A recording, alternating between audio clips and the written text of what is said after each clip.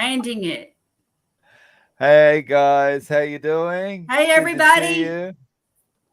Happy We've Friday. happy Friday, or happy Saturday if you happen to be in the future like me.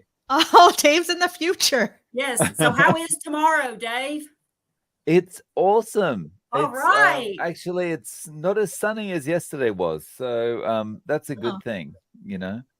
Well, I'm my blue I light is making me look pale and sick. So I'm going to go ahead and change the color of my light so I don't look so sickly. so every time I see your background, Nicole, I feel like humming the Friends theme tune. Let's do it. Yeah. It's Monica's apartment. Isn't it? Is Yeah. it backwards, though? Because I was thinking that the table and stuff Oh was yeah, on the. is it? Because that's why, I don't because I know. was thinking friends, but then I was like, it kind of looks different somehow. I just work here, Carrie. I'm just a guest. Well, I'm not that big of a friends. I mean, I liked it and watched it, but I don't know enough about it to be able to get technical. Uh, Hey, Susie, what's up, Andy? Hey Andy. everyone, Marnie Max in. Susie? Okay, Rick? Twinbrook Acres. Greetings, Earthlings. Fattest cat. Up. Whoa, JP has a picture now. Oh, I missed that. Keto Cheeto. Keto Cheeto. Keto Cheeto. Ta-dang. Ah. Okay. Wow, we got quite a few. We got What's up, 26 Cam? people Hey, in. DG. So, guys, as you come in, you whoever's channel you're watching on, you could really help us out by smashing the like button on the whatever channel you're watching from, and that is going to tell YouTube to go out and find more people to come in, and we can have a much better chat by doing that. And also, guys, we're just kind of planning to chat amongst ourselves, but we're also going to answer your questions. If you do have any questions, please stick a big Q in front of it so my eyes with the white light shining in front of me can see it. Okay. And so, Nicole, how are you doing on this Friday evening? Oh, you got my day right because it's your Saturday. um, yeah, it's good. It's been a busy day at work. My day started when I got out of bed at 9. But no, we have tropical storm Ophelia. I was just telling Dave and Carrie backstage. We just got a warning from our cable service provider saying we might have an outage. So we're about to get some pretty nasty monsoon level storms here. So if I randomly disappear from screen, we either got struck by lightning or we lost power. Hopefully, neither one of those things will happen. Yeah, other than that, Yeah, I'm fantastic. I'm ready for a chill, relaxing weekend. It's been a busy couple weeks. How about you, awesome. Dave? I'm doing well. I'm gearing up for a big week ahead. Next week will be my first week as a non-employed person. So I'm looking forward to that and the potential excitement that could bring. So yeah. And Carrie, how are you doing? I'm doing great. Glad that I'm finally logged off from the day job. I like my job. I enjoy it a lot, actually, but it's just been intense. They've been wanting stuff that they wanted yesterday, but didn't tell us until today, that kind of thing. So it's been good, but now we get to kick back and relax, and I'm ready. Yeah, nice. Okay, so just a quick shout out. Thank you to Cheryl Liss and also Gail Ivy for becoming new members. Much appreciated. And we have got now 40 people in the live. That is awesome. Guys, remember, we are happy to answer questions or talk about any random topic that you happen to find interesting, just put a Q in front of anything you want us to talk about. I have a And comment. yeah, Hey, Running Tab, okay. happy to see you. Please give me a nice compliment. It's an inside joke. Okay. Can you share the inside joke? It No? was one of the last streams, it was one of the previous streams. She gave everyone a compliment except for me that I was was on watching the that. stream. So I had to beg, steal, and plead for a compliment, and she finally said that I'm essentially the best person in the world, and that kind of made up for it. But I had to beg for it for like a solid like 5 minutes. So I felt left out and I felt, hurt. I did cry a little after the stream, but we've have since made up. Nice. Nice. So Brooke is saying she dropped another 3 pounds these past few days. All Oh, right, nice huzzah! work. Awesome. That's awesome, Brooke. Few days, Congratulations. 3 pounds in a few days, that's not I mean, what are you sick? That's a lot of weight in a few days. I mean, congratulations, but please explain. Yeah. Please explain. Okay, so Nicole, I guess this one is for you. Where are you in monsoon? It was it's not literally a monsoon, but, we are supposed to get, like, heavy rains and high winds, so it's gonna feel like a monsoon smacking our windows is what we're preparing for, but, yeah, we're in, Northern Virginia. I live about 20 miles, outside of Washington, DC. Hmm. But yeah, we don't get tropical storms very often, but yeah, we're getting one tonight and tomorrow supposedly. So it's already gotten pitch black outside, so we're waiting. Nice. And so I guess this is regarding your comments about running tap. Mike Shaw is saying sometimes a good cry is the answer. Cathartic. I did cry. I did cry. And how you doing, Mike? Good to see you in. Now we have got 40 people in the live, and if you haven't already, you can help us to get a little bit higher than that just by taking the simple action of smashing the like button. And if you smash the like button in the next 10 minutes, we'll also give you a free set of steak knives. So Dave will give there you Ginsu you a free go. set of knives. steak knives. Yes, Ginsu That's knives, and my you'll get an apple slicer if you act now. Ginsu knives. I feel that reminds me of growing up and watching all those ads on TV. Yep. Oh, that's awesome. I just dated myself, I guess. Everybody knows I'm old now. Oh man. Okay, nice. So, whoa, what's this one? Oh, TJ Pam Riley. did the We have same thing. seen the grills that Sean Breaker has. One is a Schwank and the other is an Otto Wild. I'd love to get one. I'm completely lost with that. I like the grills he's cooking on, and Yeah. if Yeah, I I just think so. jumped in on someone's conversation. Yeah, Pam um, at 7:07 p.m. Eastern Standard Time. She lives in Maryland, and yeah, uh, said they're expecting the same. It's really windy. Yeah. Ooh. Hunker down, hide okay, under tables. Hmm. okay. It's about like Nashville when the tornadoes come around. I mean, we've turned into Tornado Alley now. Oh yeah.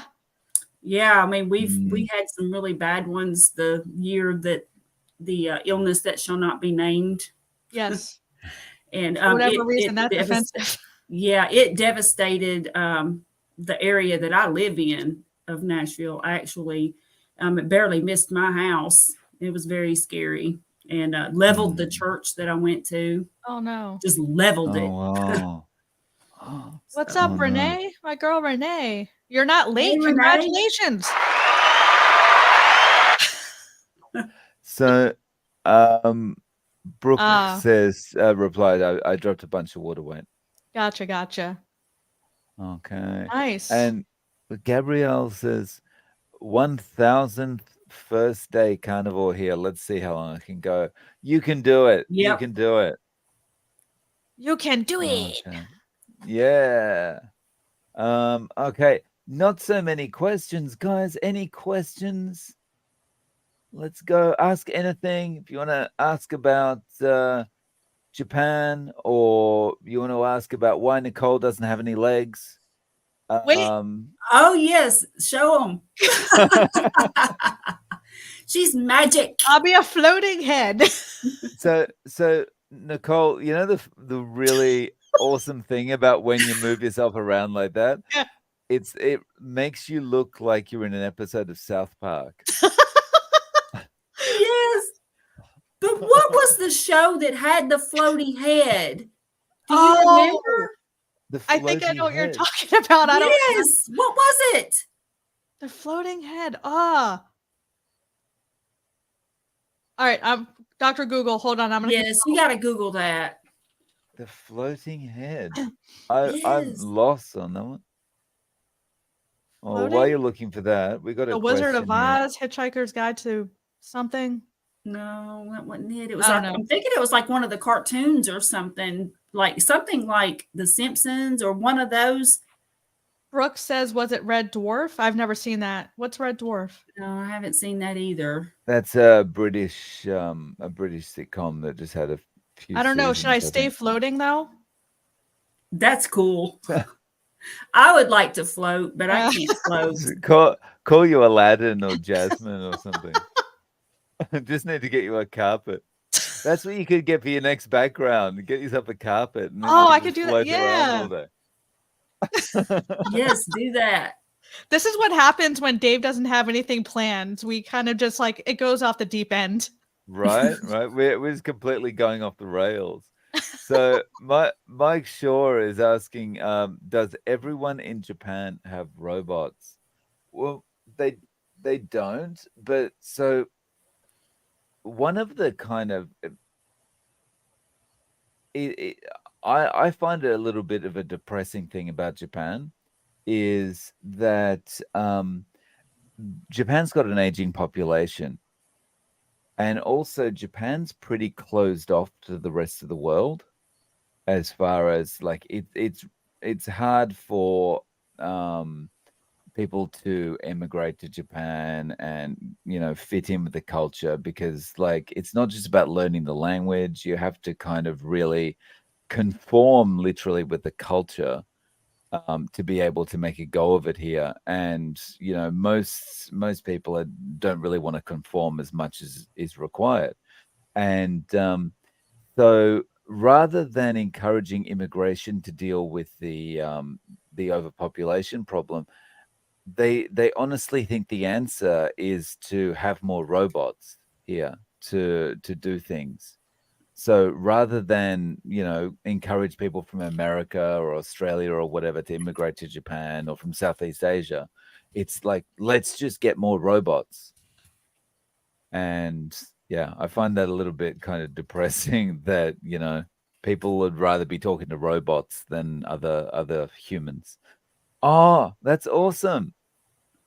Nicole. You're pretty good on the old computer and getting things to happen quickly on the computer, Nicole. That's awesome. Nice. Are you muted?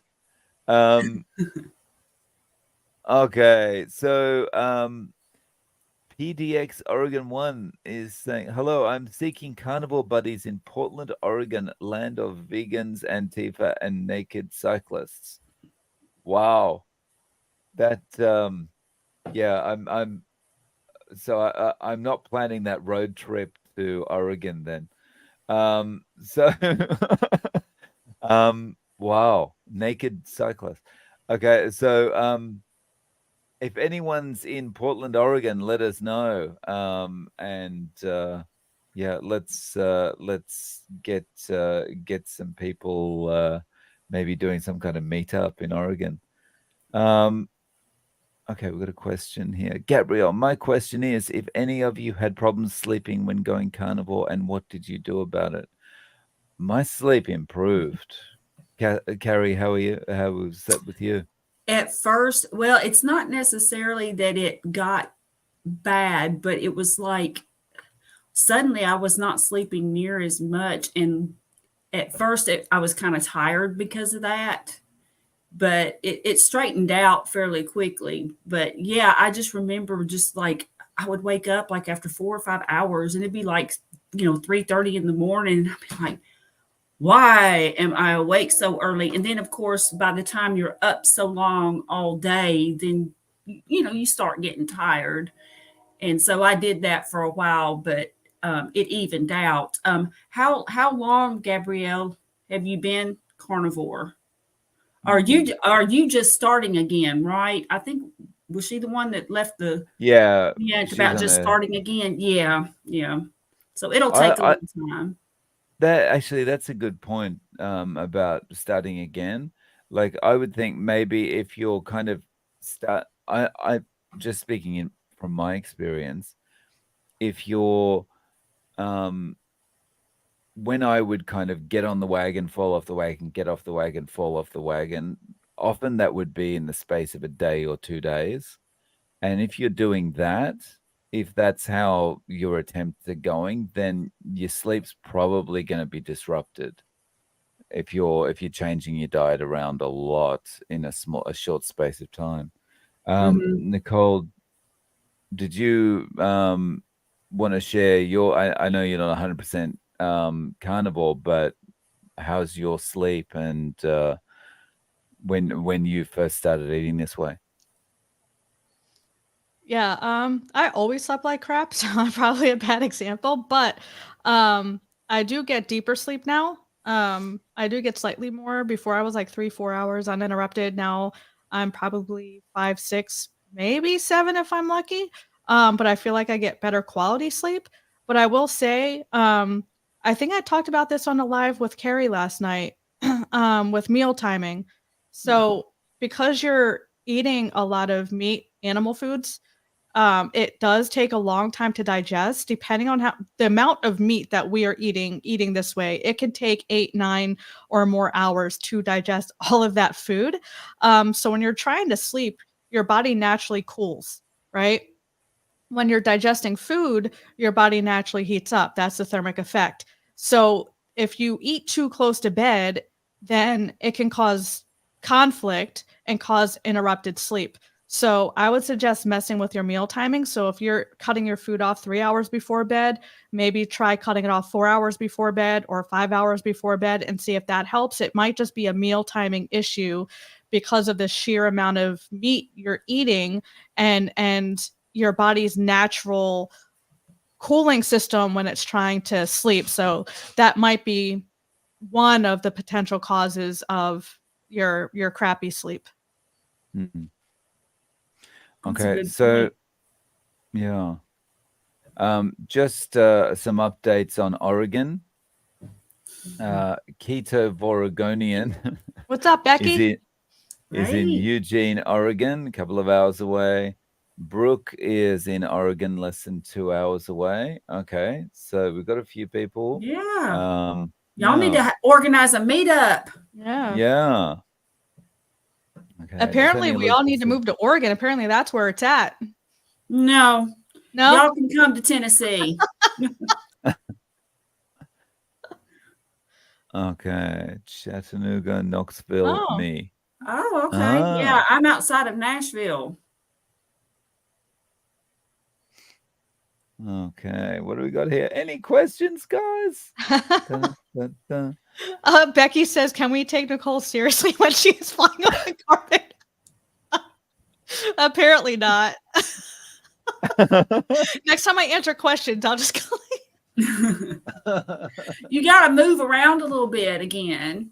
Yeah. Yeah. Move your Uh, torso. but Oh, now it's gonna look really funny if she Yeah, there you moves go. because the carpet doesn't Woo! move. Yeah.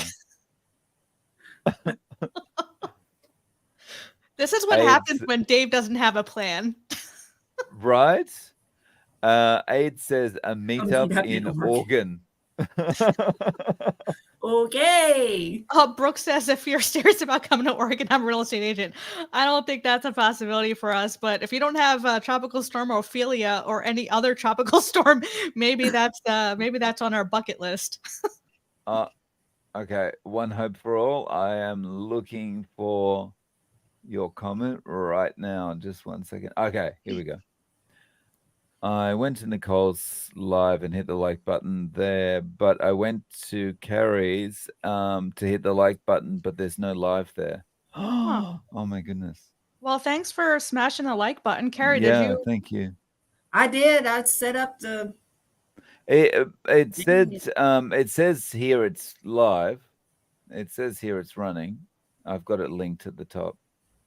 Mm-hmm. So yeah, you are live. Okay. Okay. So Well, maybe there was a hiccup. yeah, it might Yeah. just be a okay, so response to the floating head. Was it the Fox Friday night show like SNL? It could Was be. I was don't it know. Max Head not Max Headroom? No, but that is that. Well, I used to love that show. Now I'm gonna have to look for that one. Max Headroom. Yeah. Yes, it came out in like the late 80s. And it was Was it this guy that was kind of like he was a computer generated persona Oh my that, goodness, he's a chiseled man. yeah. Yeah. So Nicole, you are so cool. Thank you. I get Yes. told that at least once a day. She's the coolest person ever. Ever. Ever. Ever. Ever.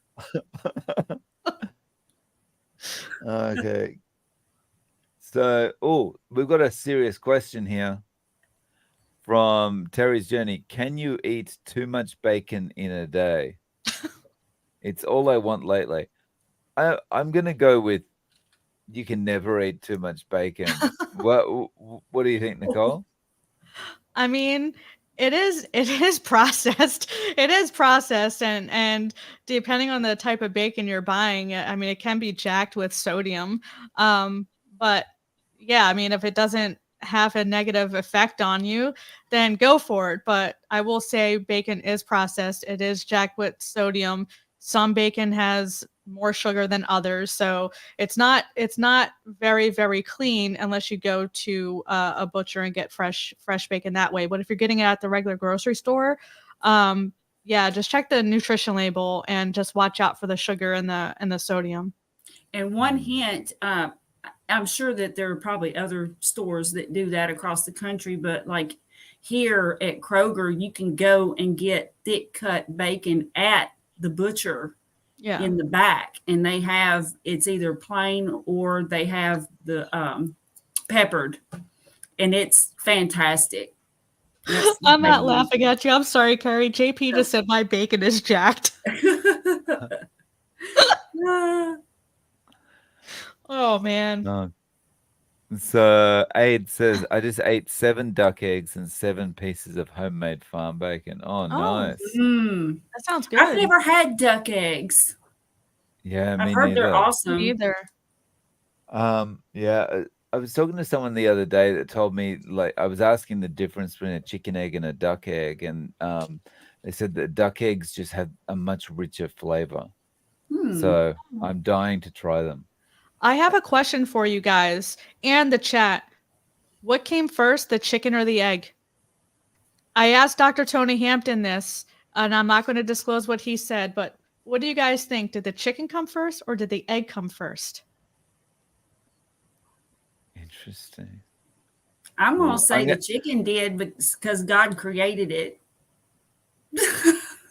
Okay. That's my little simplistic answer.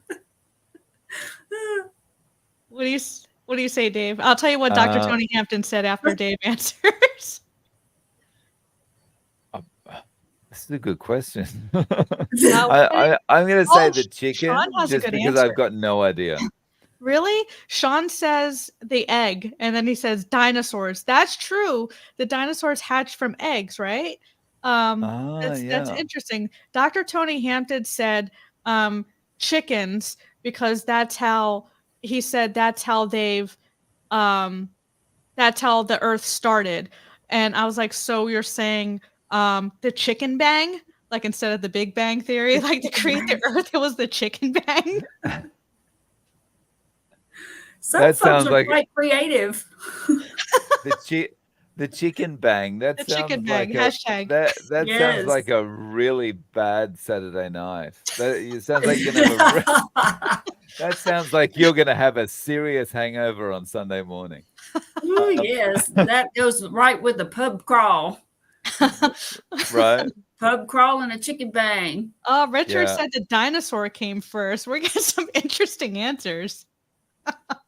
With the dinosaur cave, I am totally missing half of these. Well, I guess Okay. technically the question doesn't say which type of egg are we asking came first. Yeah, Mm, that's true. So technically speaking, but then mm. there's the question which came first, the dinosaur or the egg? And Then, I'm pretty sure the dinosaurs came before the chickens. yeah. What about chicken dinosaurs? Chicken Chicken sauce. Dinosaurs. The Chicken chickosaurus? sauce. Chickosaurus. The The Chickosaurus chickadactyl? pecs. The chickadactyl. Yeah. This is how you know there was definitely no plan. I never put a plan in place. I'm talking about Woo! chickosaurs. And Nicole's spinning around the screen on the carpet. Oh, we have a question. Oh no. Yeah, think, Nicole, snap out of it. Wake up. Gwendolyn is asking, can you get too much fat? I understand the body will naturally give signs you've had enough fat, but I can't help feeling like I get too much. My weight is mostly stable and gradually coming down. Carrie, what do you think about that one? I would say since your weight is stable and actually you say you're losing some weight and that I think that you're probably not getting too much. I think that if you're eating just until you're full and it's not causing any other issues with you, then I don't think that you're eating too much. Now, I have heard some people say, though, that if you eat too much fat, that it can affect like your intake of protein and other stuff. And then sometimes people maybe aren't getting enough protein and that kind of thing. So, but just logically speaking, just using the old noodle here, no scientific evidence for this whatsoever, just what I've read on the interwebs. I think that as long as you're feeling good, you're making progress, you feel like you're full, and I just think that you're fine. All right, Nicole, come on. You're the nutritionist, so let's see what you've got. Woo! Got to be better than what I just said. So besides if like Carrie says, if your weight is stable and you're feeling good and your goal is to lose weight and you're gradually losing weight in a healthy way and you're not losing too rapidly, for instance, more than 2 pounds a week, I usually recommend. But there is a such thing as too much of a good thing, and that means fat too. So you can have bloating, gas, diarrhea, feeling sluggish, weight gain, restless sleep, just to name a few. So digestive issues are the thing. Mostly diarrhea, and also if you have a lot of floaty poos, that's a sign of your body getting rid of excess fat too, like from food. But yeah, if you're feeling good and your weight is stable and your energy stable, your moods are stable, you're sleeping great, I wouldn't be too concerned about it. But if you find that you're running to the bathroom, you have bubble guts, your sleep starts turning to crap, and you just feel super gassy and bloated, then that would be a surefire sign of maybe cutting back a little bit. Nice. Thank you. That was a much better answer. There's a thin line between bubble guts and bubble gum, and it's only a few letters in the alphabet. And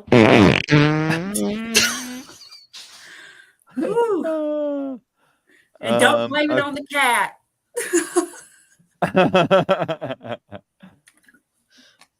So where are we? Okay.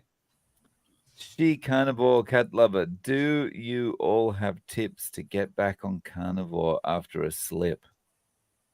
What do you think, Nicole? First off, I'm also a cat lover. I love cats. Um, but yeah, so it depends on how long you've been carnivore. I have a different thought process than most people when it comes to this. I don't think of it as a mess up or slip. I think of it as life happens, and maybe there's. It depends on what you mean by slip. If you mean you ate, ice cream and pizza and like kind of like the junky foods, then I say just get back on the horse the next day. But what's the reason for you eating those foods? What is the reason for you having that slip, or like I used to say, just living life? What's the reason? Or is it emotional eating, stress eating, boredom eating? So there's usually a root cause or something more than just food going on. So I would really look at that. Maybe keep a food if that is a struggle for you. That was a struggle for me. And, the many, many clients I've worked with and just people in my life. I would just keep a food journal. And I usually recommend people do this for at least 2 weeks. And keep track of your emotions and your food and see if you can see a pattern if this is a struggle for you. Just log your food, log your emotion, and see if you can correlate specific foods for specific emotions. That's what I would recommend. But yeah, just get back on it the next day. And I just come at it from the mindset that it's not a slip, it's just life happens. Just get back on the horse. But if it's a constant thing and a constant struggle, I'm of the belief that there's something else going on that it's worth taking more of a look at than just getting back to eating meat. But that's just my take on it. Just to follow up to that one, she carnivore cat lover is talking about social situations with friends. Yeah, that's another sign, like an environmental thing for emotional eating, that you feel like you have to fit in and you feel like you have to eat because your friends are eating and all that stuff. So like the social pressures, but it's just something worth looking at. If you feel pressured to eat a certain way because your friends are eating that way, then that would be a good sign that maybe it's worth looking at what's going on. But yeah, social situations, like Rena Tap says, are hard for me personally.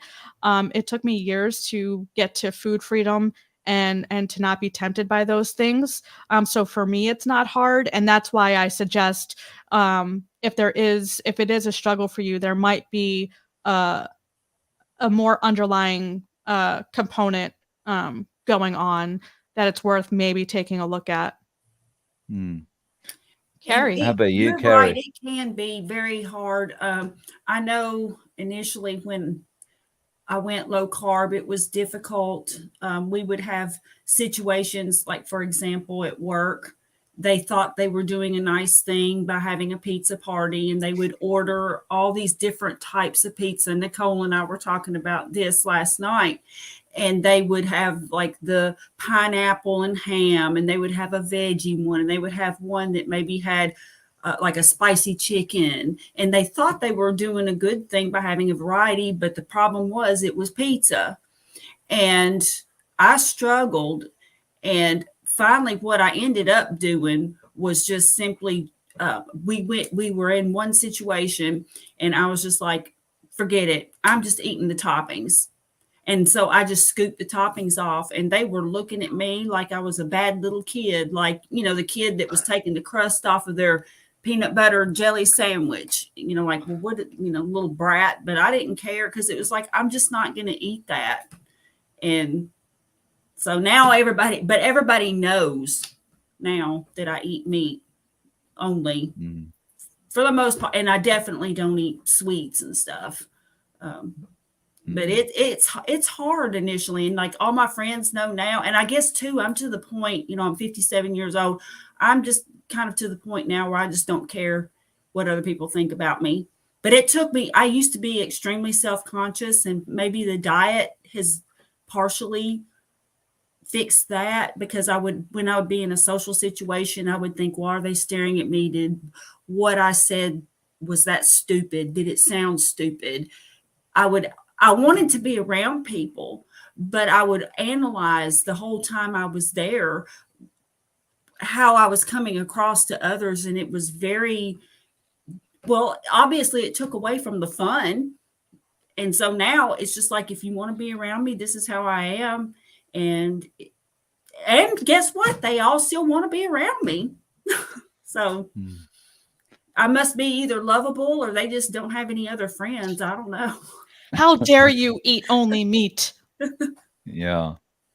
I when I first started, I knew this was going to be tough. Like I knew the social situations were going to be tough because it was always every time I tried to go on keto in the past, it was always I'd do all right for a few days, and then someone would invite me to a house party or something, and I'd be like, "I'm gonna be strong. I'm gonna be strong," and I'd get there and I'd see someone drinking a beer or eating some ice cream or whatever it was, and I'd just give in. I'd go, "Okay, well, I'll start again tomorrow."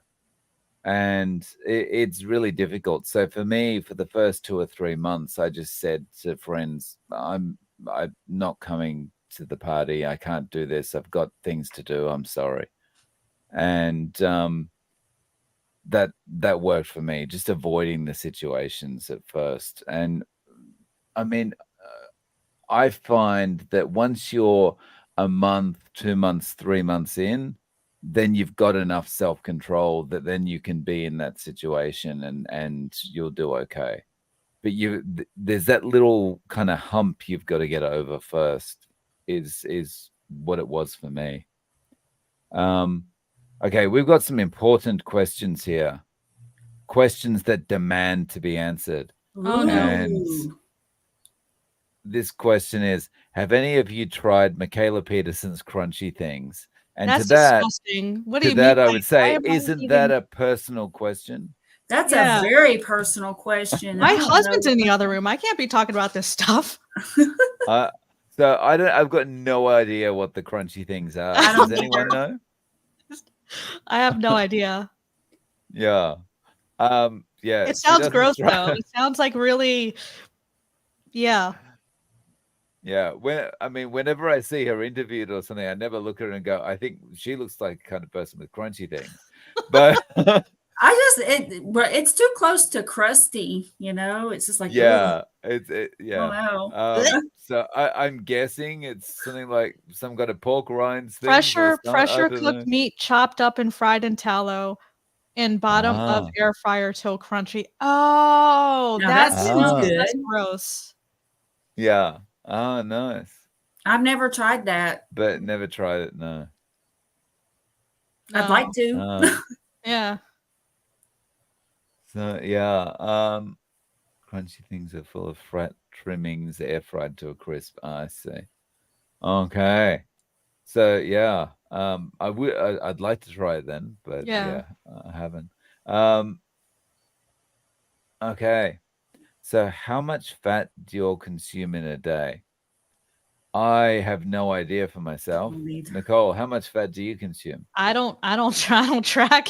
I just mainly stick to triple B and E because that's easy. So tonight I had Italian sausage, ground beef, eggs, and a couple little strip steaks, and I cooked the steaks in ghee to up the fat. So yeah, so I'm primarily OMAD, but yeah, I try to focus on fat first and then protein. Yeah, Carrie, I how just about eat you? whatever fat comes on the meat. And I do buy, for example, my ground beef is like this, what is it, 70/30. So it's 30% fat. And then I add butter to it. And I add butter to a lot of things and bacon grease. Like if I Wait, cook you have 70/30 ground beef? I can barely last time I went food shopping, I couldn't even find 80/20. I you only know had where I get it? I get it. Okay, this is going to tell you how lazy I am, but here we go. When I go to Kroger's, they have this box of burgers they're pre-patted, but they're the highest fat content. And I think what is it that comes in there like, oh, it's ridiculous. It's like 36 burgers in this box.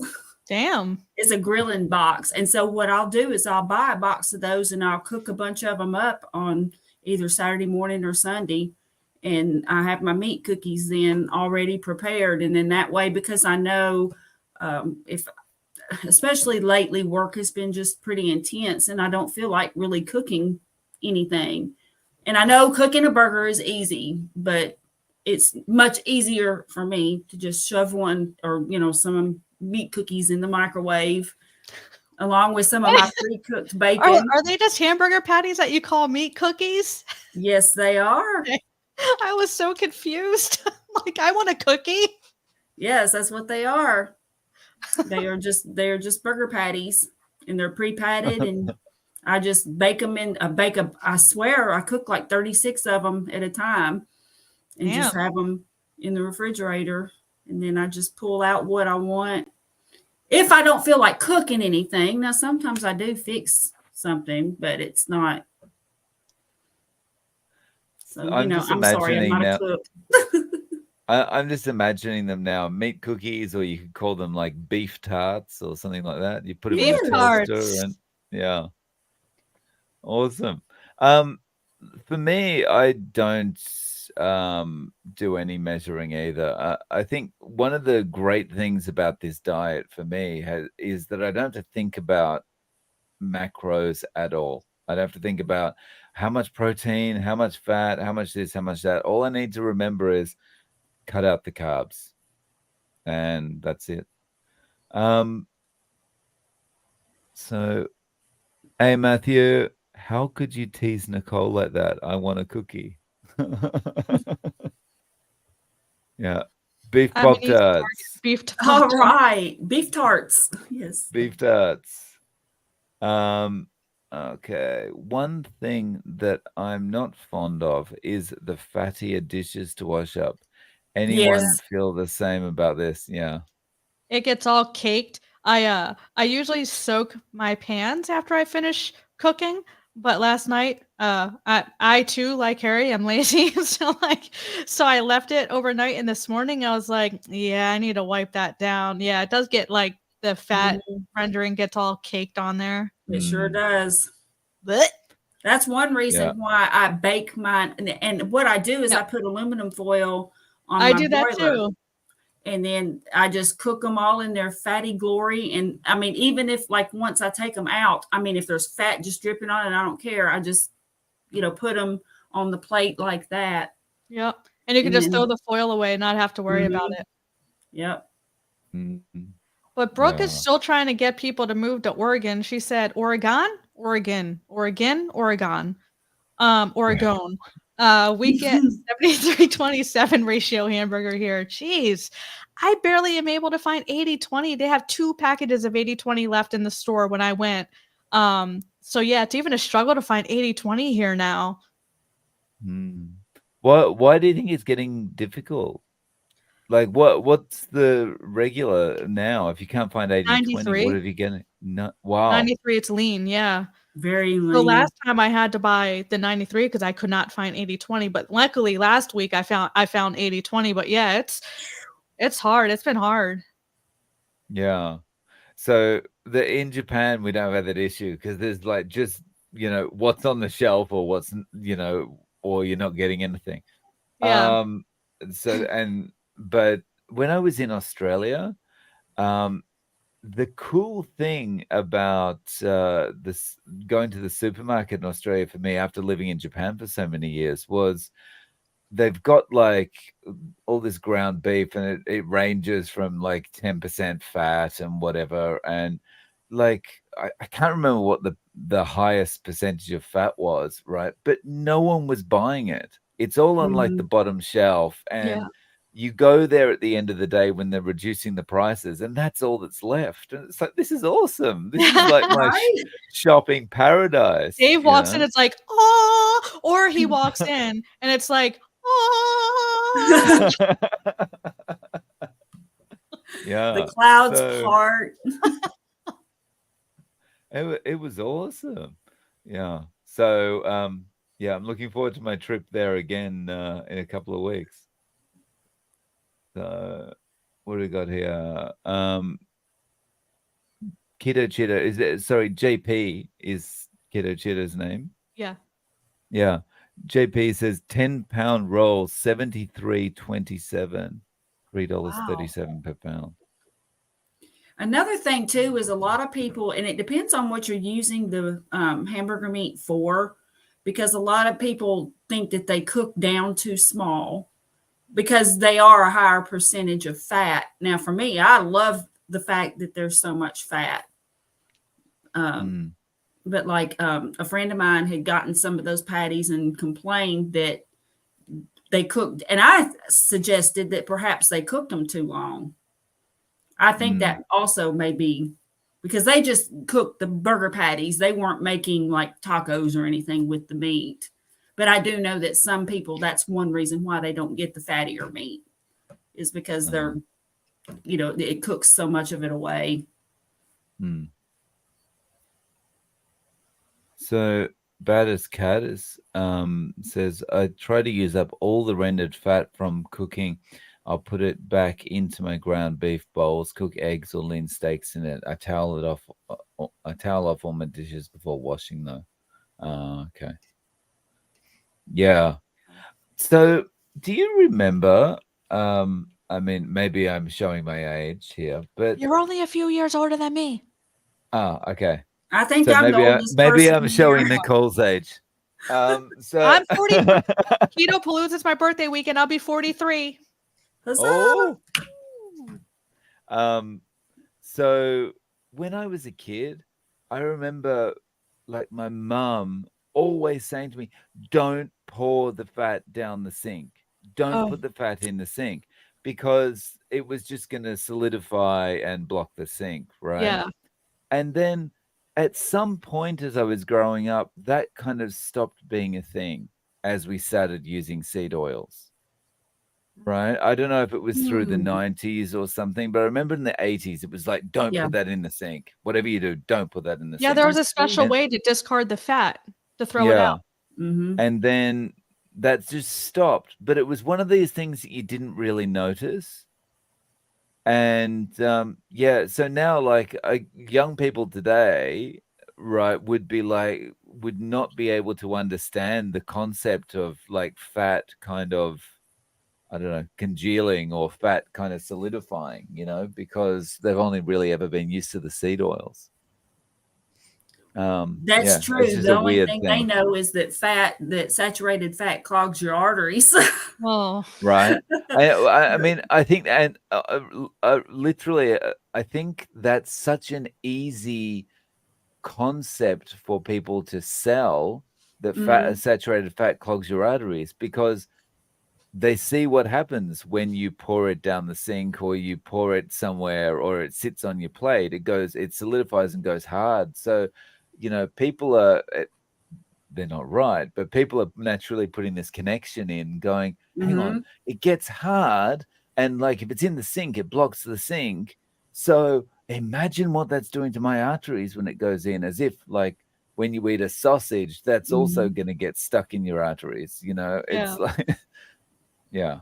Wasn't there a commercial about comparing your? I just seem to remember where they were pouring like fatty sludge down in a sink, and then it just like clogged it up. But I don't really Mm, remember the context of that. But I have the imagery in my mind. So like an old mm, commercial. I don't know what it would have been for. Maybe mm, it Drano? was for some kind of maybe it was for clearing clogs or something. It could have been for Yeah, Drano Drano. or something. Yeah. That somebody was like mm, pouring, you know, like just grease down the sink and it clogged it up. mm. I bet that's what it was. It's probably Yeah. Drano. So running tap, sinks do not use fat like a body. Exactly. Yeah, I mean we know that, but like most of the people that are just kind of hearing that message or that soundbite or something about saturated fat clogs your arteries, they're gonna make a connection and go, oh yeah, yeah, that's right. Mm-hmm. Um, yeah. Um, so does anyone know how? Okay. Meet to fan. Does anyone know how to find info on the history of the cholesterol guidelines? I know they have reduced the upper limit over the years because they have drugs to lower it, but I can't find it. Someone in the chat answered that. Nina Teicholz um, is one person to look at. She is an investigative reporter, and she did a deep dive on all of that stuff. I believe LDL is one of them, quite possibly, but she would be a good one to look at as well. I know someone said Sean Baker, but yeah, she might be a good one to take a look at. I think the question might be like, is there a record of what they used to consider high cholesterol before all of the guidelines, because they've just gradually lowered it and lowered it. Yeah. Now, Nina Teicholz and I also believe Gary Taubes had in his book too, talking about there was a meeting and they were trying to determine what the maximum level of LDL cholesterol would be before they recommended somebody to be on a statin. And because they had done these studies or something and determined that more people would be on the medication if they did it at this level. And there was actually somebody that was interviewed who had overheard these conversations or was actually like in the room when this was going on, when they were determining what the level would be. That may be what they're talking about, but I haven't seen outside of those books. I really haven't seen anything. But one thing, and it's not in that book that I've got called The Body. It's a book that came out in 1968, and it's just fascinating. I love old history books and textbooks. And I bought it just to see what they said about the human body and stuff. And I was hoping there was something like that in there that I could look at. And it did talk about, the only thing it really talked about was the fact that it was not decided whether sugar or saturated fat caused heart disease, which I found fascinating. And they actually talk about Dr. Unwin in this book. I mean, not Dr. Look, crap. Yudkin, thank you. I had a brain fart. Anywho, we can talk about poo anytime you want now. Yeah, my mom's old nursing books has the old cholesterol guidelines. Really? Yeah, because I mean she's in her 60s. My parents are young bucks, but yeah, she's in her 60s, so she's been a nurse for like 30 years or whatever. So yeah, she has all of her old books, and yeah, it has, because they're taught all that stuff in nursing school, right? And yeah, she has all the old numbers in there. So what did it used to be? What was the LDL? Oh, I'm not a nurse. I'm not saying I read her books. I'm just saying we talked about it, so I can. Well, you should know this. I can easily just ask her, because she does have the old numbers. And as a nurse, you have to know these things in practice too. So while she was practicing, she would base her and the doctor off of those current numbers. So when they increase or decrease, then obviously they have to change their way they work with patients. So yeah, I can easily ask her because she has all that old stuff. But I think at AID, has a good response to this at 7:51 p.m. Eastern Standard Time. Yeah, serum cholesterol has only been in the guidelines since the 1960s and ramped up in the late 70s and finally was placed into law in 1980. Yeah. So Nina Teicholz did the whole deep dive on the guidelines specifically, which would include LDL cholesterol and other numbers, because other numbers have moved as well, not just cholesterol, but like blood pressure has changed. Yeah. So yeah, Nina Teicholz is a beast when it comes to the history of the guidelines. Yeah. So some people also said Dave Feldman in the chat. So I would say, Carrie, you mentioned Gary Taub. And also Paul Mason is really good. Yeah. Look for Paul Mason on YouTube. And Bickman too, right? Did he? Yes, Ben Bickman. Oh yeah, Ben Bickman. Yeah. So they're all well worth, because they go back and actually talk about the past and things that have happened, which is great. It's so interesting when you see what has happened with stuff like the guidelines and with statins and Mhm. things like that.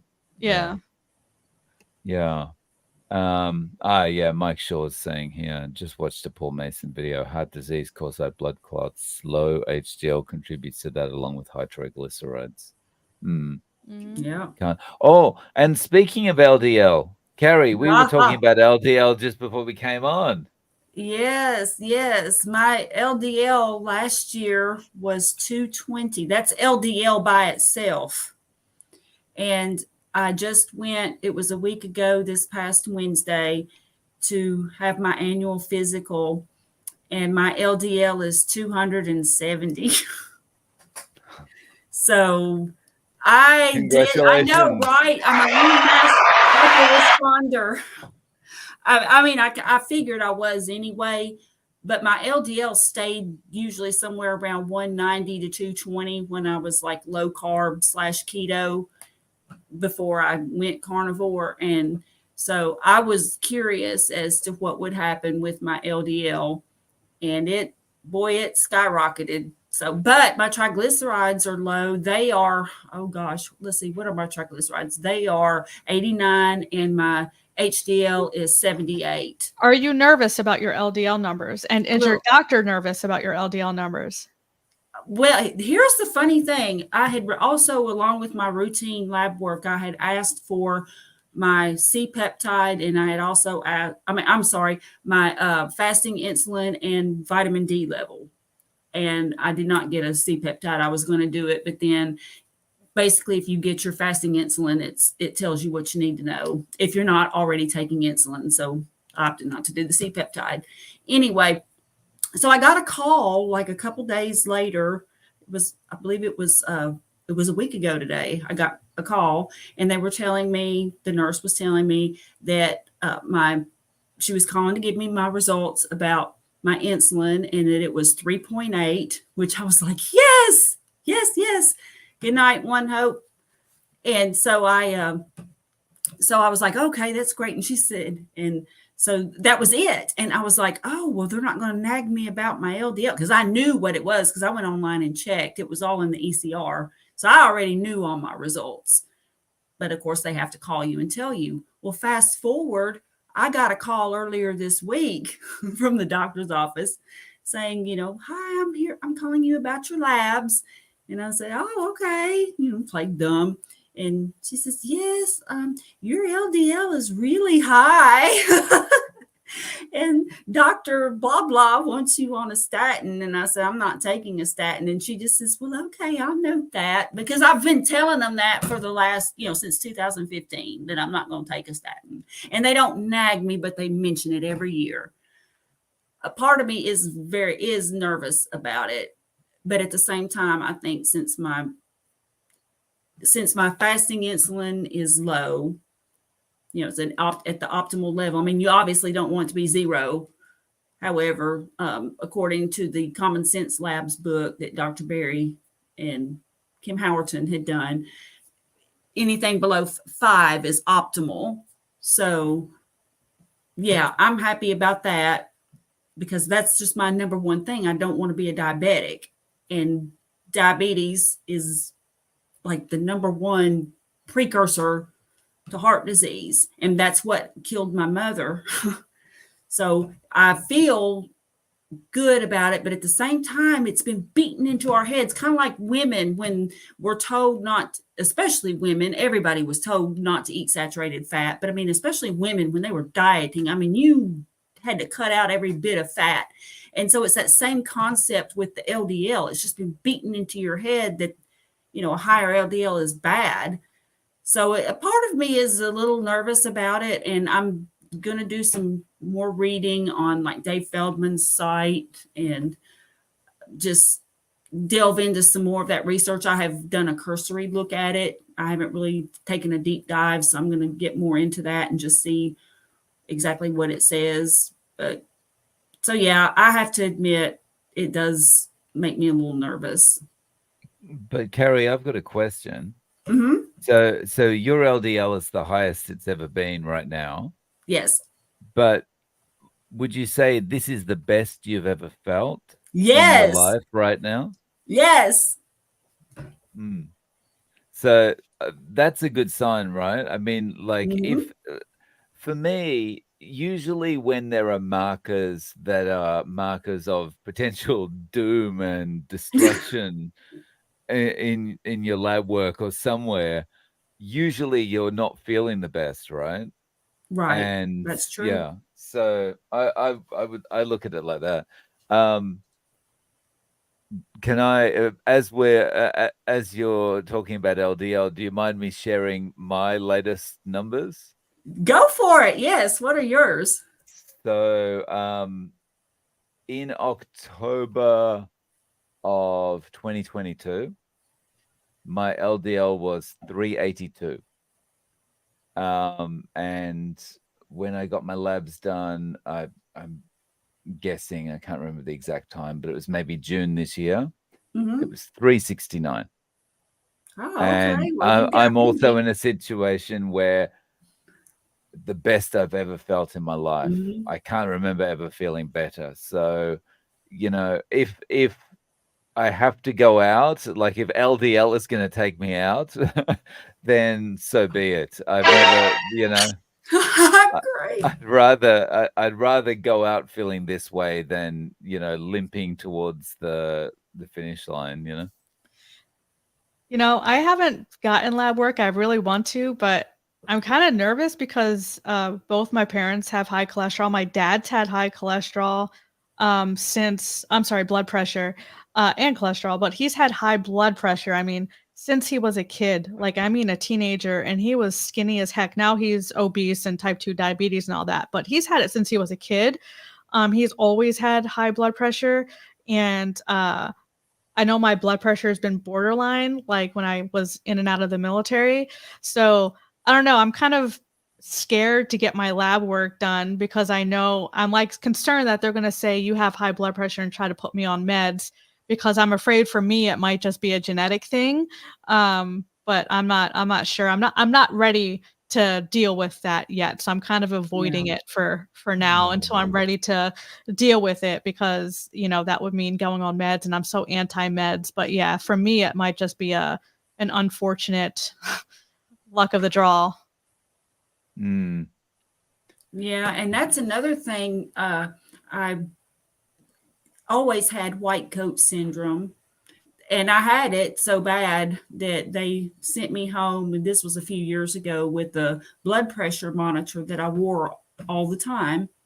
And it monitored my blood pressure for several days. And then I had to take it back, and they got the readings off of it, and I was fine. So they determined that it was white coat syndrome. And normally, when I would go into the doctor's office, they would have to take my blood pressure 2 or 3 times before there was a reading that was like acceptable.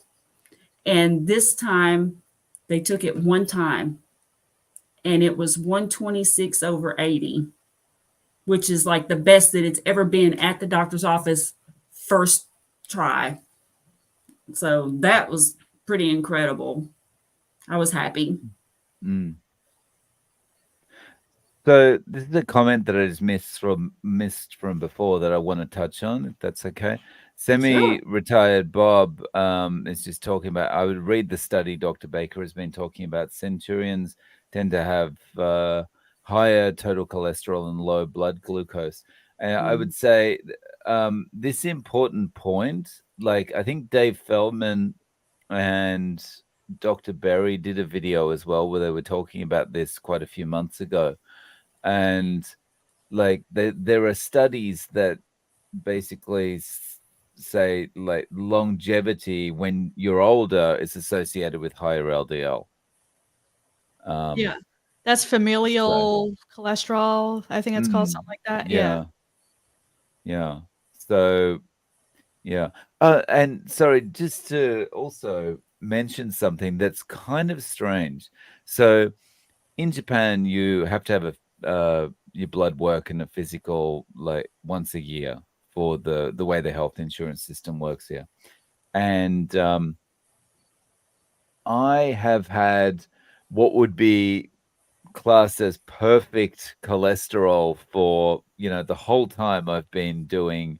Um, I've been living in Japan. I've been doing these blood tests, and it's only gone into the crazy range since I've been eating carnivore.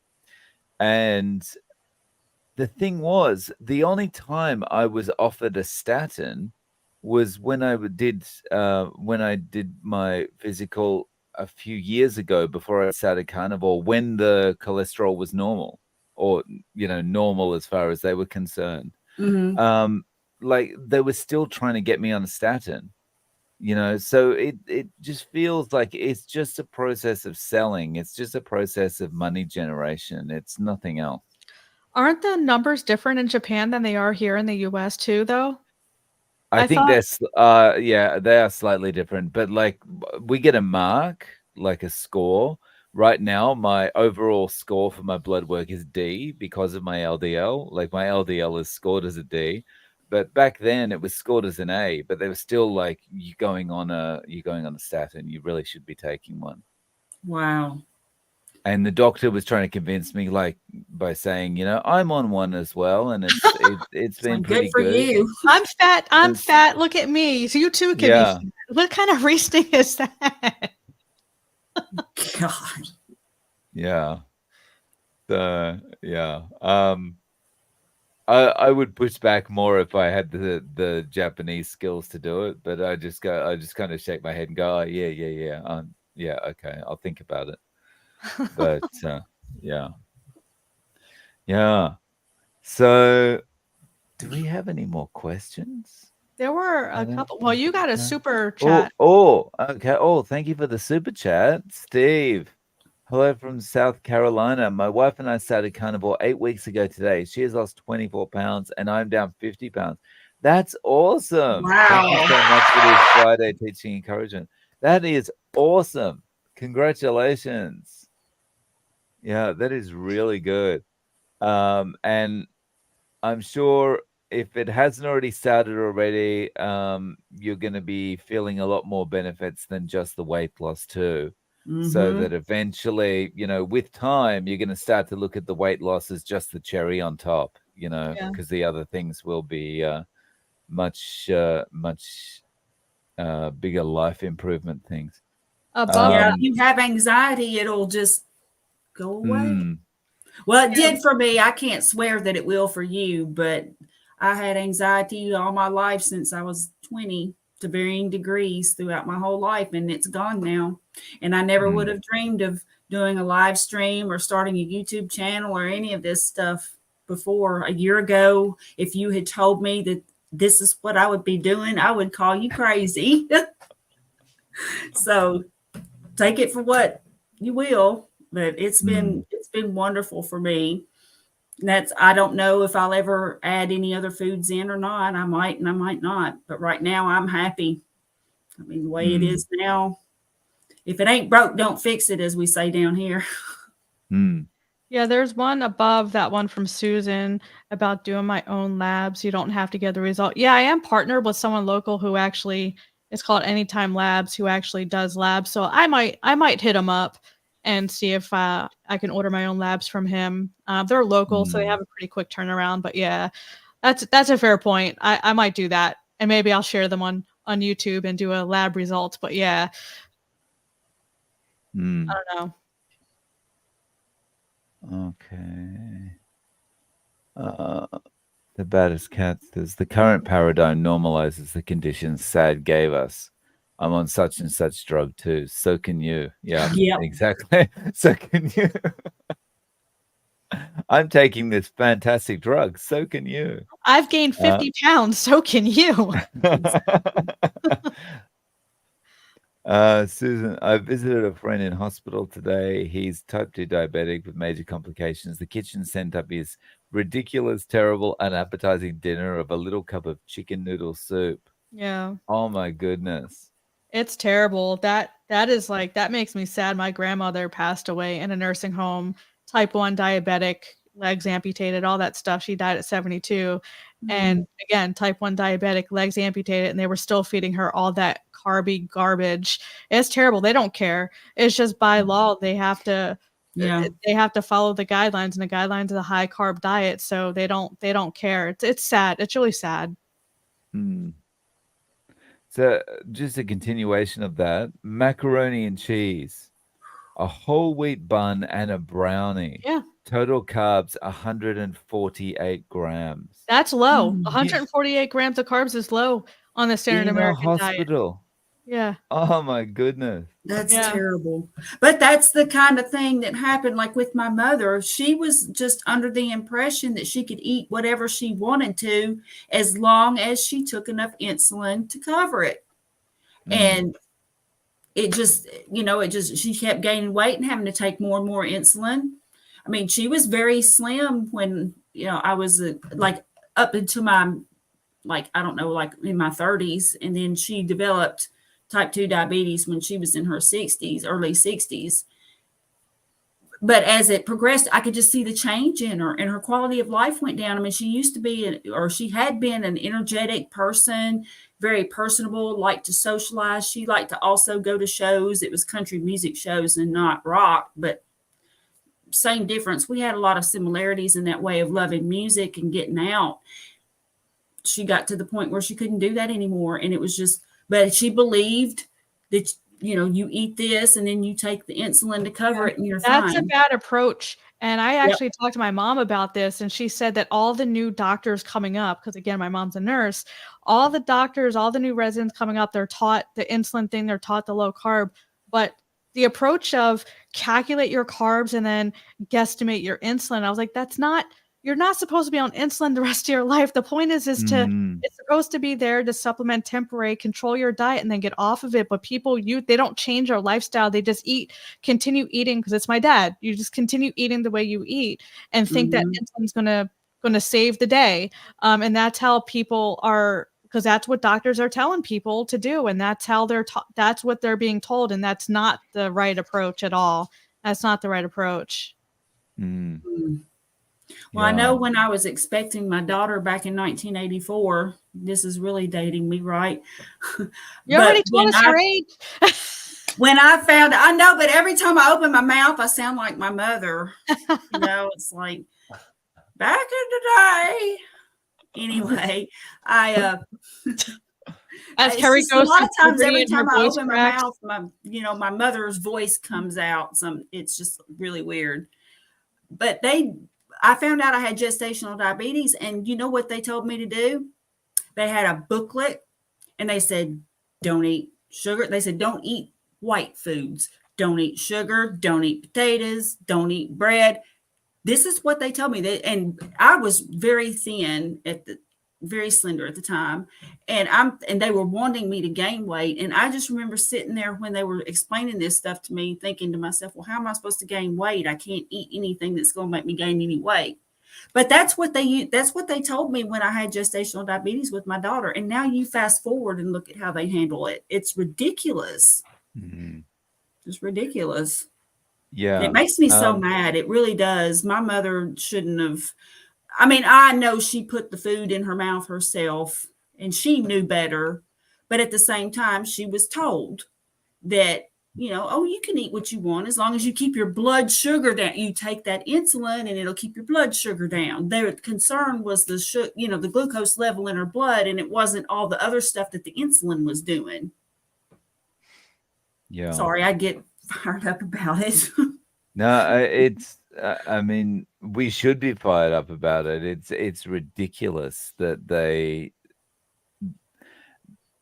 this is what we've been sold, And the thing is, if the doctor comes in to consult with, just going back to Susan's friend in hospital, the doctor comes in to consult with this person as they're eating their dinner or whatever, they're 148 grams of carbohydrate, and they say, oh, doc, what can I do to control this type 2 diabetes? And the doctor would probably just say, oh, eat less and move more, or I'll give you some drugs, or like just some advice that means nothing, that is either going to just make the person confused and do the wrong thing, or make the doctor some money. It's very sad. And when you think about, Mike's got a good point here. where is it? All the drugs do is treat the symptoms as you get sicker. Hmm. So, like, I live in Japan, right, which is a country where there's lots of earthquakes, and you'll be walking past a lot of buildings, and you'll see the cracks in the buildings that over the years with the swaying and the movement, the cracks in the concrete, you'll see the lines down there, and the way that um they treat issues like metabolic conditions these days is really like putting wallpaper on earthquake cracks. So it's like there was an earthquake and the wall's broken. It's like, oh, let's just put wallpaper on it, and then we can't see the crack, and then it's not there anymore. It's like, let's just cover it up. Let's just paper over the crack, and then all's good. We don't have to think about it anymore. Yep. And And it's you not know what actually they solving the problem. Sorry, go ahead. No, no, no. I didn't mean to. I'm sorry. I didn't mean to interrupt, but No, I'm I, done. God, I was just going to say though that when you have your head in the sand, your butt's sticking out. So there you go. I mean, in other words, your butt's exposed. It's just you can't do that. In other words, you're denying. And when I say you, I just mean the people, the public, everybody in general. They're just ignoring what the real problem is, and so Mm, their butt's exposed, and you're not solving any problems.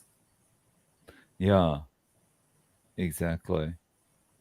Um, yeah, the chat's going a bit quicker now. Where have I missed anything?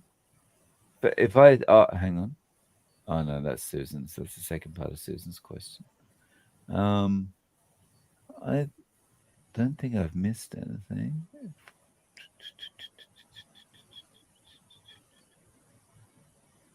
No, I think I've got them all. Um, oh no, okay.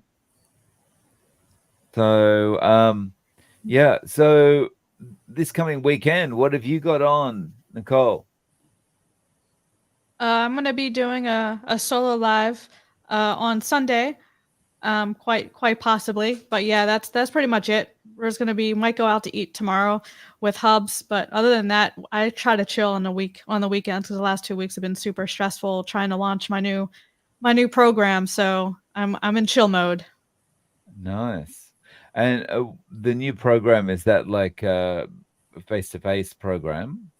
Oh, no. So, right now I do, one-on-one coaching, and that's not really scalable and all that, and I kinda don't wanna do that anymore. So I'm shifting more towards programming. So it's called 12 Weeks to Food Freedom. It's going to be a, self-guided course with, twice a week, group coaching with me, of course, and a bunch of other stuff. So it's gonna be an actual, program. So that's gonna replace, my current programs. Oh, nice. Yeah. Can you let us know when that one goes live? Oh yeah, for sure. I just recorded the webinar for my landing page to like a marketing webinar. So I just recorded that and edited that up this afternoon. So that's going to be launched hopefully on Monday. I'll start marketing and promoting it. But yeah, I'll have that on my links on the YouTubes. Oh, I'm nice. excited. It's gonna get to the root cause because right now I'm Hmm. like like weight loss is a commodity, right? Like curing diabetes is or reversing diabetes is a commodity. So I want to get to what I struggled with, emotional eating, and really make an impact. That's not a Mm, commodity. I mm, love that approach. I know we talked about that last night, and I Yeah. just think that it's a unique way to look at the situation. And because there again, you're not so many of the approaches now, you're not really solving a problem and you're white knuckling it through. But when you find your why and when you start digging down deep, then it really solves the issue. So I really like that approach. Yeah, Not I that my appreciate it. endorsement means Yeah. anything. I'm just No, really impressed with it it. is one of my specialties. So I am certified in emotional eating psychology, and I started with emotional eating in my business. I just was new and I didn't know what I was doing in the business world, and I just wasn't marketing and packaging it right and all that. So yeah, I've come a long way. So yeah, I'm just kind of like repackaging it and all that stuff to make it more sustainable, more scalable, and to actually work with the root cause and not just help people lose weight, because that's pretty much what I'm doing now. And it's not really, it's not as meaningful as it could be. Mhm. Yeah. Yeah. Oh, Dave, what looking about you? forward This is to your it. last weekend. This is your final weekend. Yeah, my final weekend. So today I'll just be kind of gonna make a few videos, I think, and then go out for dinner with the family. Today's my wife's birthday, so Oh. yeah, we'll be having a little birthday party tonight. And then tomorrow, my final day of work, and yeah, saying goodbye to all the kids and stuff. So yeah, Aw. that'll be sad. But yeah, I'm looking forward to exciting times ahead. So I do Yeah. have, before we get to Carrie, I do have a suggestion for you. Have you ever not worked full time like for someone before? No. Okay. Okay. So here's the best advice I can give you, because I was like a fish out of water when I quit my job last year. Come up with a schedule and a routine and a to-do list every single day, because I'm telling you, you're not going to know what the heck to do with all this free time that you're going to Mm. have. So I recommend come Monday or whenever you plan to start, to take the time and come up with an actual like schedule and a routine and a to-do list, because I did not do that. And I had no idea what to do with myself. I think that's Oh really. Hey, Alia, Hey, that's Ollie. that's really good advice, because especially for someone like me, because I'm really bad with procrastination. Me I too. can get a lot of stuff done, but I can also fall the other way very, very quickly. Yeah. So yeah, that's thank you for the advice. And I think what I'll be doing is sitting down on Sunday night and making the plan then. Yeah. Because then if I wake up with a plan already on Monday morning, then I'm good to go. If I wake up on Monday morning and I need to make the plan as the first thing, it's all going to go a bit pear-shaped, I think. Yeah, I just definitely make Yeah. a plan, because I did not make a plan. I was Mm. like, "Oh, I'm so excited. I quit my job." And then I'm like a business owner. I was like, "Now what?" Yeah. That's Oh, great nice. advice. Yeah. And so, Curry, what are you doing this weekend? Tomorrow I'm going hiking with a friend of Oh, mine, nice. the same friend I went to the Highland Games with. So we're Nice. going to go on a hike, and then I'm probably going to go hang out with my daughter on Sunday. And then Monday night, I'm going to have Meat and Metal Monday on my channel. So anybody wants to join us, of course, we can talk about, carnivore. We can talk about music or just whatever you want to, really. We just want to relax and have a nice atmosphere where we can just talk about if we had any challenges. A nice atmosphere, Yes. but that's not metal. No, it's not, but it is a nice atmosphere though. I can just picture like a cigar bar or something, or those long cigarettes in the That's not holders. carnivore, That is definitely not carnivore. unless it's a meat cigarette, a meaterette. You Meteorite. took the words right out of my mouth. So yeah, so join me on Monday.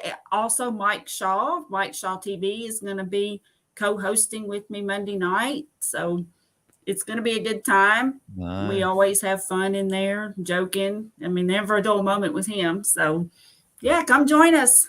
And I recently opened an Instagram account, by the way. So there's not a whole lot posted out there, but I'm working on getting more involved. I've been intending to engage a little more on Instagram. And Hey. so I'm Nice. working on it. And I forget Alia that said, I forget though, to be honest. I just do. I forget because I don't generally do social media. I mean, YouTube is like, I haven't done Facebook in over 3 years. And I've never had an Instagram account until like a week ago. Congratulations. Welcome to Yeah. the dumpster fire. So it's just like, I don't know. Well, Ad said, what is your favorite Kiss song? Oh yeah. Oh my gosh. I would have to say, I'm going to go back to like the really, really old stuff that's on Kiss Alive. I love Black Diamond, and I like Watching You. Those are two that come to mind. They're just, especially the way that they're performed on that album, on the Kiss Alive 1 album. What's yours, Nice. Aid? Yeah, what's Aid? yours, Ed? And what's Ali say? I almost bought an ACDC t-shirt because of Carrie. I should have. Yes, You should buy a you should shirt have. from Carrie. Yeah, you can go buy one of my shirts. That was your road to promote. That was my chance. That was my chance. Yeah, I've got a Spreadshirt shop, but I mean, you can't.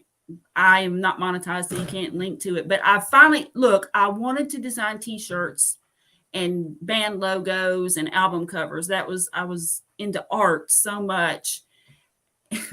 I was made for loving you. My grandson loves that song. You can design me a book cover, Carrie. Do you freelance for free? I can mess around and see what I can come up with. You never know. It might have a little bit of a metal flavor. See a Thunderbolt, emotional eating journal, Thunderbolt. Yes. Strike that hunger, I don't know, strike that urge. Yeah, we come up with something. So anyway, if you happen to see, go to my channel and watching any of the recent lives or anything, there's a link that you can copy and paste into your browser if you're interested in looking at the shirts. But I was excited to just design. I ordered one of my own shirts so that I could wear it. Carrie, you should get a link tree. It's free. And you can put all your links, your IG link, your shirt link. You can put all your links. And you can put it in the description of your YouTube channel. Just Google Linktree. L-I-N-K-Tree. Really? Well, see, I need to know stuff like that. And it's called Linktree. 5 links, I think, for free. Yeah. So it's 5 links. Okay. That is so good to know. Yes. Awesome. Thank you for the tip. You're welcome. Thank you for the book cover. Yeah. Nice. So, guys, we're coming up on an hour and a half.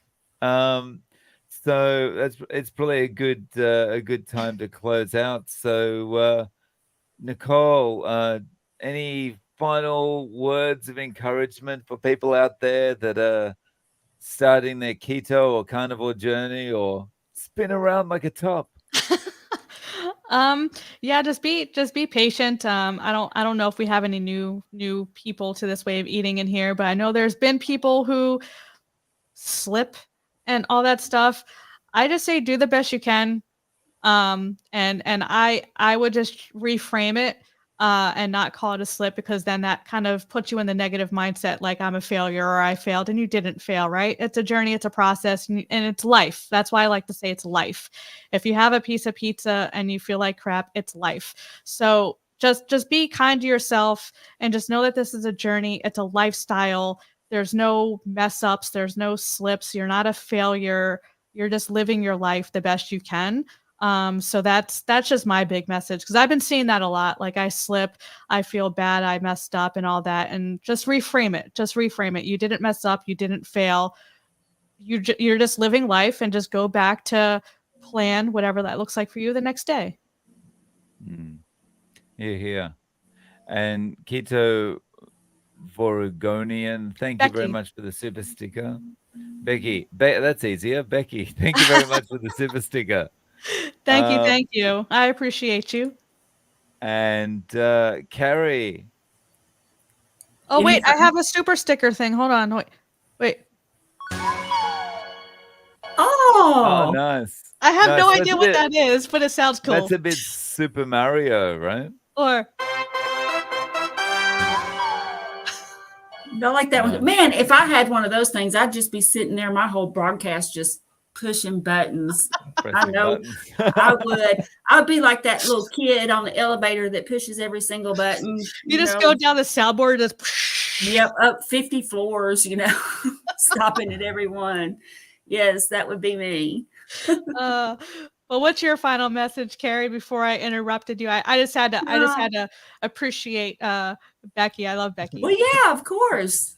I love Carnivore too. I like to say the words just because I practiced enough that I can finally say I Carnivore. butchered the heck out of her name for so long. I was like, I finally got it right, and now I know her name. It's so much easier. Yeah. So I just like saying it. I just want to say, I really would like to echo what Nicole said about just, we need to give ourselves grace, not only ourselves, but to other people, but especially with when you're starting this way of eating, and maybe you decide that you can't go fully carnivore right away. Don't beat yourself up over that, and just gradually start taking things out and just be kind to yourself. Now, I'm not saying that you should just be like, oh, well, I messed up or whatever, and then you turn around and do the same thing over and over, but analyze why you did it and really think about it. But at the same time, don't be ugly to yourself.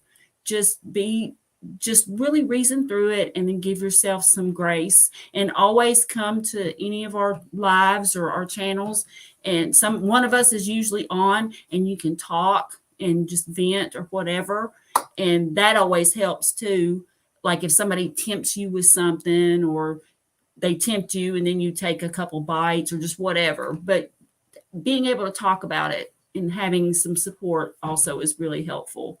I just want to encourage you and be good to yourself. Dave's on every day, so visit Dave's channel. But yes, Mike, it is a Rodecaster Pro. They do have a new version. I don't know what the new version is. This is like 2 or 3 years old, but yeah. I have all of my microphone, my headphones, like everything feeding into the Rodecaster. It's great. But yeah, if you're looking for a sound machine and a recording thing, it does everything. Rodecaster Pro, I highly recommend. Nice. What about you, Dave? So yeah, I mean, I just echo what you've both said. It's really, really important to just do your best, and yeah, the community is something that will really help. Whether it's jumping on a live stream, whether it's going to a local meetup, whatever it is, just I think that the thing that's helped me stick to this so well, I mean, once you get into it, it is easier than any other way of eating to kind of stick to, but the community is what's really helped me.